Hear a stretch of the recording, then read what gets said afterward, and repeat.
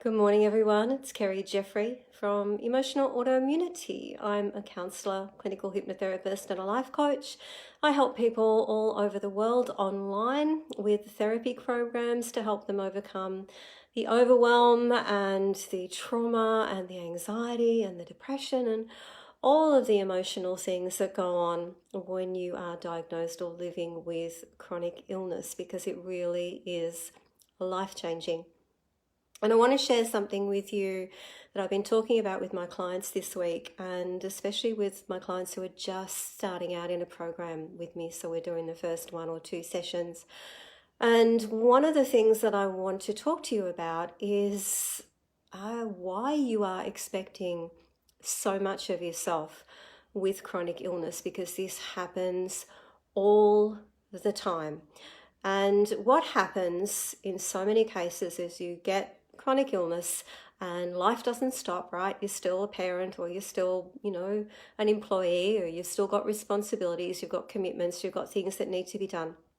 And so you want to just ignore the illness, you want to just get on with your life. And so you tend to push through.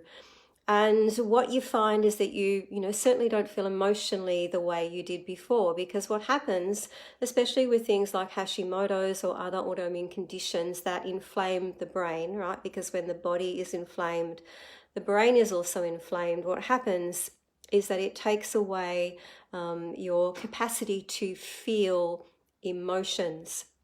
So you tend to feel very flat. So there's low levels of motivation. It takes a lot of pushing to get yourself out of bed.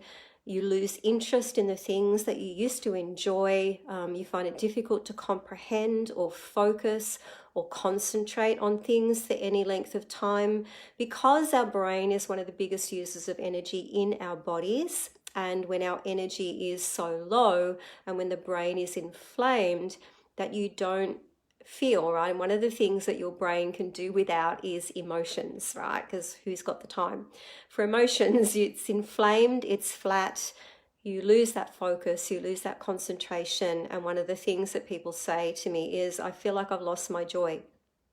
Nothing seems to move me anymore. I can't really feel much of anything. And that's this whole process because the brain is inflamed. But we still expect, right? So we say things like, I should be doing better. I should be able to manage this. I should be feeling more joy. I should be doing more. I should be capable of more. I should be able to do all of these things. And so we have these high expectations of what we think we're supposed to be doing, because chronic illness is so new, because it's hard to wrap your mind around the fact that you've got this thing and you're going to have to learn to manage it, and you're going to have to deal, make changes to your life to help yourself feel better. This really is, in all the things I've gone through in my life, chronic illness has been the biggest impact, because above the board it has impacted every single area of my life. And I was talking to a potential client this morning. We were talking about her expectation that, she should be feeling joyful, or she should be able to be more focused, or she should be able to manage things. And I explained to her exactly what I'm talking to you about now, which is that you literally can't, right? Your brain does not have the capacity for that at the moment. So to expect you to be doing more than you are already doing is absolutely ridiculous. It is ridiculous, and it's actually cruel, right?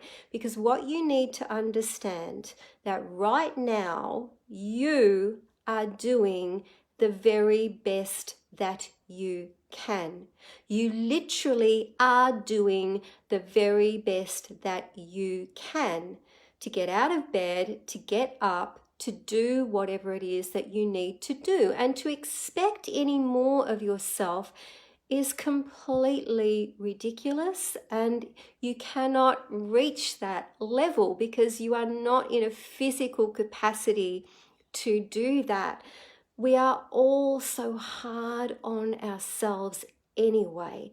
You speak to any person, particularly women, they will be so happy to point out every single flaw in their character, in their personality, in their bodies, in their physical appearance. We are all so well versed in the things that are wrong with us, that we fail to appreciate all of the things that we are doing right.